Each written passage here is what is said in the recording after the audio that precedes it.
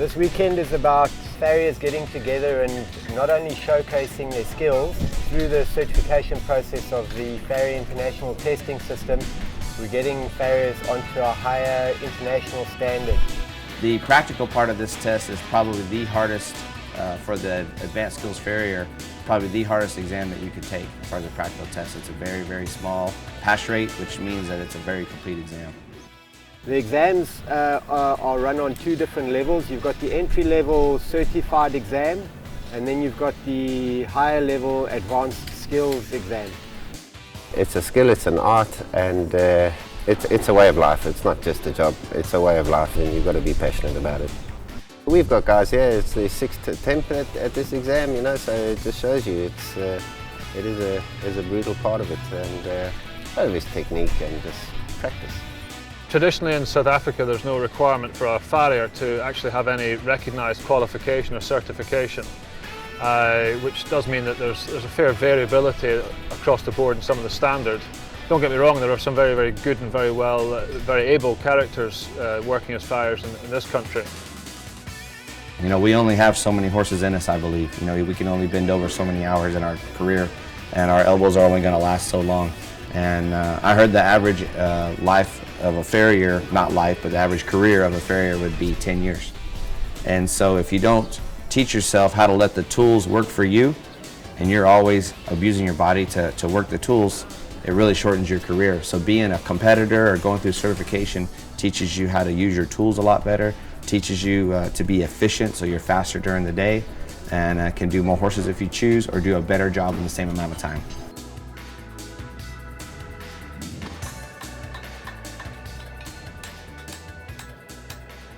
I'm Robbie Miller, and I'm an advanced skills farrier through the Fitz system working here in Cape Town. This weekend is about farriers getting together and not only showcasing their skills through the certification process of the Farrier International Testing System. We're getting farriers onto a higher international standard. We're hosting the Farrier International Testing System of exams, which is an exam which is held in 4 countries currently, and soon to be going to other countries. It's all about education through competition, so it allows the guys to work on their skills at the forge and ultimately under a horse to become better farriers. Farriery all over is part of the backbone of most of the equine disciplines, in fact of all of the equine disciplines. So without good farriery, without good hoof care, I mean, there's a saying that's been around for centuries, I gather, no foot, no horse. And yeah, it all starts at the bottom with having a decent farrier taking care of your horse's feet. I'm Alistair Cameron. I'm one of the vets here at Baker McVeigh Equine Hospital here in Cape Town. And I had the pleasure of being invited to take part as one of the examiners on the Fitz examinations, which there's 2 levels. There's the ASF and the certified guys. There's actually 2 other examiners other than myself. There's a local farrier and from upcountry, and also with the pleasure of one of our American counterparts over here doing part of the examination. And I was asked to, as a veterinarian, to take part as assessing part of the written and the oral examinations as well. The exams are run on 2 different levels. You've got the entry-level certified exam, and then you've got the higher level advanced skills exam. There are 3 modules per level. You have your written paper, then you have your practical shoeing exam, and then you have your shoe display and oral, where they will sit in front of the examiners and be asked a few questions. The Fitz exam is an extremely difficult exam. I've been all over to the UK and Canada and everywhere, and then I am an examiner for the United States certification program as well. A very in-depth exam with the theory. Having to do oral exam in front of 3 examiners is tough. Farriers are not used to talking to anyone during the day, you know, horses. And the practical part of this test is probably the hardest for the Advanced Skills Farrier, probably the hardest exam that you can take as far as a practical test. It's a very, very small pass rate, which means that it's a very complete exam. It is voluntary, but I think the farriers that are taking part here are wanting to set the standard. and they're wanting to improve the skills of farriery. So the more involved they get, the better their skills become, the better they can service the horses that they shoe. Well, the draw card is, it builds up first, great camaraderie amongst farriers. It's you can watch them, and they'll be helping each other and encouraging each other along, get your speed up. Yeah, I mean, you see Dusty make a shoe compared to some of us lot. I mean, he's just a master at it, You hire judges, and so Sean and I were asked to come and judge this. We were given shoes for us to build. We built those shoes to our specifications and then brought them, and your job as a competitor is to try to copy those shoes exactly. Traditionally in South Africa, there's no requirement for a farrier to actually have any recognised qualification or certification, which does mean that there's a fair variability across the board in some of the standards. Don't get me wrong, there are some very, very good and very able characters working as farriers in this country. When it comes to vets and farriers working together, typically the vet tends to get involved when there's a problem case, whether it be a racehorse in training or whether it be a sports horse that's involved. The client or the owner or the trainer of the horse will see their farrier on a weekly or at least a monthly basis, whereas they might not actually see their veterinarian that often. And it only tends to be that when there's actually a problem or a lameness occurs or some other more major farrier issue is involved, that a vet becomes involved with regards to doing further diagnostics, lameness workups, nerve blocks, x-rays, ultrasounds, that sort of thing. But often once the initial problem has been discovered and diagnosed, when it comes to the foot issues, obviously the farriers is the main part when it comes to remedial treatment.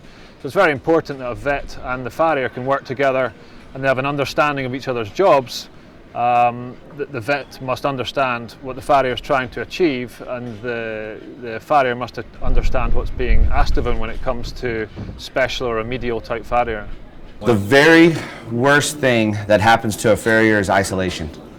And a lot of farriers in the world, probably 80% of them, don't ever see anybody but horse owners and horses, which horses can't talk and horse owners are not educated about feet. So who's to say if you're good or not? So by doing the voluntary exam, you put your work in front of your peers to be judged and to see where your shortcomings are coming from and to get help. And if we all work together, it's actually the horse that benefits in the long run, which is what's supposed to be. Practical aspect of this particular exam is apparently, to the best of my knowledge, the most difficult practical exam for farriers in the world. Ultimately though, the higher level British exams are the exams that we all want to achieve, and this is probably a stepping stone, if you will, towards the higher level of British exams, although the practical exam is more difficult on this one. The funny thing is, you can take a particular shoe that we get all the specs before the competition, so you can practice those at home, and it's quite amazing. You can make them really good at home, but the first one will probably be a bit iffy, and by the time you've made 20 or 30 of them, they're really good, and then you come to the competition and you go back to number one again. It's crazy. It's just a weird setup. It's I don't know whether it's pressure, nerves, what. That's why it's practice, confidence, and yeah, that's the bottom line. Yeah, I've learned quite a lot myself this weekend, and I've been impressed with many of the candidates. They're required to sit a written theory paper. They also have to produce several samples of the shoes that they've made or forged at home, and then they must also make and fit a couple of samples of shoes to a live horse as part of the examination. So there's basically 3 parts of the examination. I must admit I was mostly involved in the written or the theory exam, and it was very, very tough. The standard of the questions, the depth of the knowledge that's expected of these guys to become certified is fantastically in depth. Whether you've got a British exam, whether you've got an American exam behind your name, it's just all about education and learning more so for the betterment of the horses around the world. You need to be able to watch a horse walk. We have trot ups here before the test, and static and dynamic evaluation, and you should be able to tell the horse's conformation, his stride, how he should be trimmed for his bone structure per se, and his job. A competition like this is just for farriers to test their skills against each other and to actually test their skills against themselves. The work that they do putting in the training and the practicing for an event like this obviously is going to improve their skill set. So it all goes hand in hand towards bringing them up to a higher level. We're probably having about 2 to 3 events a year, and we are starting to move forward with this. We've got the very recently formed South African Association of Professional Farriers, which is all about education. We've got the novice division, which is for our younger farriers that are new into the industry, our intermediate division, and then our open division for the old dogs. What's required is that the guys have to build shoes from straight lengths of steel, of flat steel. And there are different types of shoes that they have to build, and obviously increasing in difficulty as you go up in the divisions. In my opinion, I believe a farrier should have a fairly decent knowledge of anatomy. He should understand some of the various pathologies that horses can have on their feet and lower limbs. So yeah, it does. The theory part of it plays just as important a role as the practical aspects. There's a guideline of rules set up for the exam, and my job is to assess those guidelines through every individual. So on a scale of 1 to 10, they'll be given a score. So they'll trim the hoof, and they'll be scored 1 to 10 on sole prep, frog, balance, how they dress the hoof wall, shape the foot, and then they have to build a shoe to fit the foot that they trimmed. I have to score the shoe itself for the forging, the nail hole fit, where the nail where the nail holes are, and how it fits on the hoof. And then, so that's a 1 to 10, and then it goes to the fit and finish score at the end after they nail and finish. Did they nail it in the spot where they fit it? That's the number one thing, uniformity. Like they meant to do it. It just didn't happen like that. You've got to be spot on for the exam. You've got to be really, really well prepared.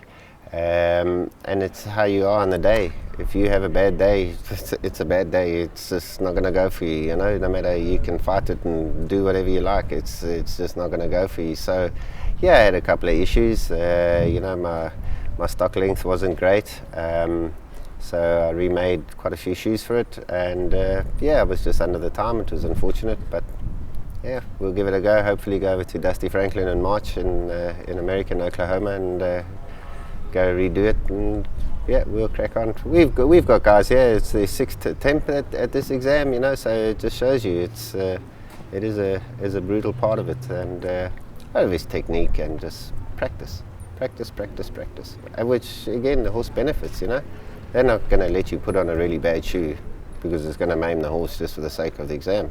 They won't do that. The certified level is the first level of it, and it's actually a multiple choice true-false test of 50 questions. And then next we'll go to the practical portion, where the certified level is 2 keg shoes or store-bought shoes with clips in 1 hour. And then the ASF, or the highest level, you either have to make straight bars, egg bars, heart bars, or W shoes for the front feet of the horse, and then just what we call 3/4 fullered, quarter-clipped hinds, all handmade from straight bar stock, in 2.5 hours or 2 hours 50 minutes, depending on which ones you draw. Very grueling test. Very grueling test. And then you have to present a shoe display. So the shoe display for the certified has to have 3 handmades and 4 keg shoes. And then for the ASF, it's all handmade shoes out of a list of 35 shoes. And at the end of the whole day, you have to come in front of the examiners, and you're asked questions about why you answered this question this way, or why you built your shoe that way, so forth and so on, and defend what you did for the examiner or show them your knowledge.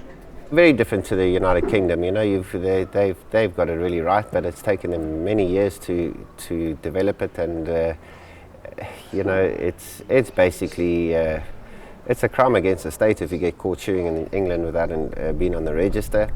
So I don't think that'll ever happen here, but you know, it's to get the guys qualified, to encourage them to come in purely for the betterment of the horse, you know, and continuing education.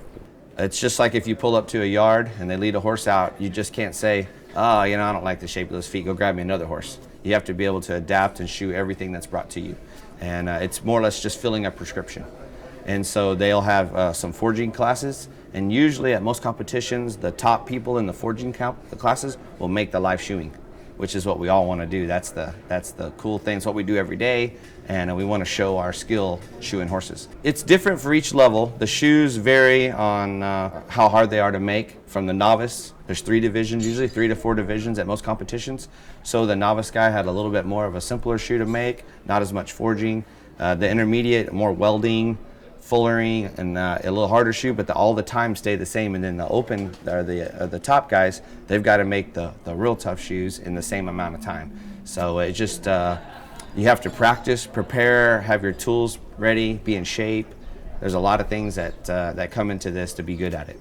It's a skill, it's an art, and you got to be passionate about it. It's a way of life. It's not just a job. It's a way of life, and that's where the passion comes in. You've got to be passionate about it. Being such a young group, and mainly a racehorse-driven industry here for the Farrier that doesn't involve a lot of forge work, they're doing quite well. It seemed like a really good group of guys that are hungry for knowledge. You know, it's very, very hard here, from what I hear, to get nice tools.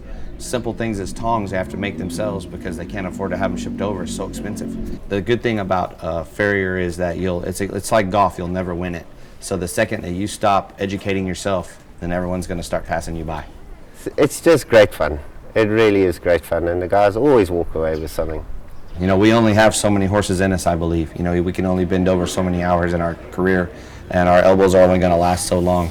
And I heard the average life of a farrier, not life, but the average career of a farrier would be 10 years.